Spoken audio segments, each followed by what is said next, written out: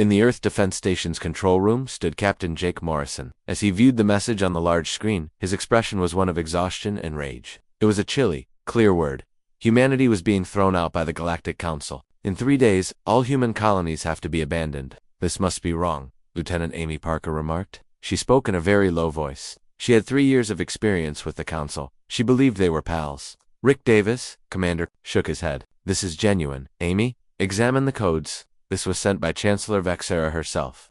He gestured at the strange text displayed on the screen. They claim that we violated the peace agreement. They claim that we shouldn't have made those weapons. Jake was ill. Humans had been good council members for 15 years. To maintain peace in the cosmos, they donated people, money, and technology. Colonies of humans were prosperous trading hubs. New discoveries produced by human scientists benefited everyone. They were now being thrown out like criminals by the Council. From his station, Ensign Carl Brooks remarked, "Sir, the same message is reaching all of our colonies. Haven Prime, New Terra, and the Kepler Systems mining locations. Now I have to leave them all." Jake felt deceived. He believed it was their way, but the Council races had always felt frigid. The Zephyrians appeared to be large insects, Melanie had crystal skin, and the Korik were like huge warriors. He believed that we were simply different. He realized now that they were. "I'm scared." They were afraid of how quickly people developed and learnt. Dr. Lisa Hayes asked, "What about our people on their worlds?" She was the chief scientist at the station. 2 million people reside on Korik and Zephyrian planets. Admiral Susan Cole provided the response. From the ship UE Defender, her face displayed on the main screen. She had a solemn expression.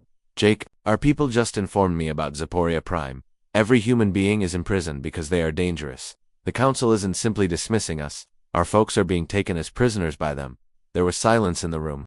Jake saw that. Everyone now understood. It wasn't a political issue or an error that could be resolved by conversation. This was not planned. "Ned betrayal. What can we do, Admiral?" Jake inquired. He was aware that the response would be challenging. "We are free to leave our colonies and go as they choose. According to Susan, we leave millions of people behind." Jake could hear the wrath in her voice, but it was steady. "Or we get into a fight." Jake looked around. At his staff, undying the room, these men and women had sacrificed their lives for the benefit of the entire galaxy, not just humanity. They accepted the Council's definition of peace. Now Ali fear.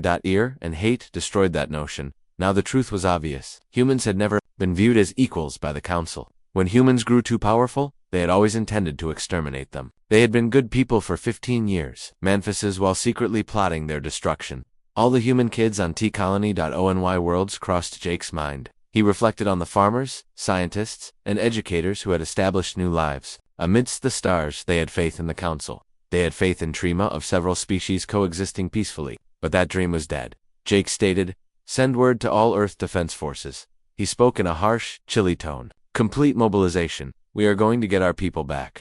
Amy Parker had a startled expression. "War against the entire Council, sir?" Jake answered.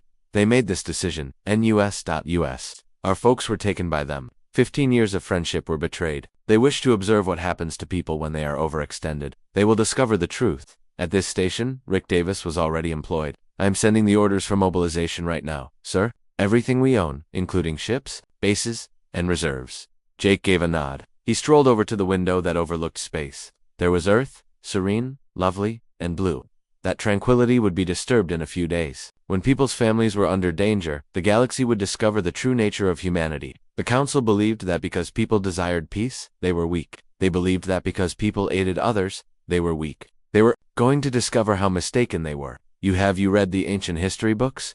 He was aware of what people did when they were deceived. The Council species had been living in harmony for so long that they had forgotten the true meaning of battle. "They were going to recall," Sir Cobrooks responded. "All of our bases are reporting to us. The fleet is moving more quickly than ever before. All of the pilots, ships, and Evo Marines want to fight." Jake wasn't shocked. People were deadly to their foes and devoted to their friends. For 15 years, the Council had been pals. They were now adversaries. The modification would be final and comprehensive. "How long till we're prepared?" Jake inquired. "For complete 48 hours. Activation," Rickens answered. "If the outer bases hurry, perhaps less." Jake's gaze returned to the television. Admiral Susan Cole was still standing there. "We will have the largest human fleet ever built in 2 days. Admiral, what orders do you have?" Susan's smile was as icy as the desert. "We will demonstrate to the Council the consequences of betraying Earth. We're going to recover our folks, and we will ensure that this does not occur again."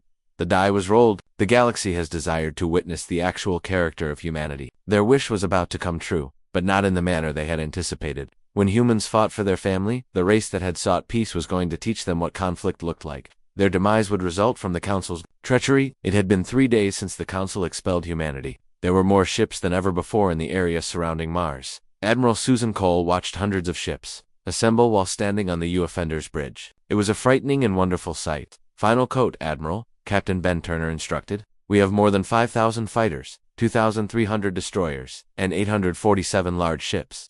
The whole Earth Defense Fleet as well as aging reserve vessels that haven't engaged in combat in a long time." Susan gave a nod. Although everything looked nice, she was aware that it might not be sufficient.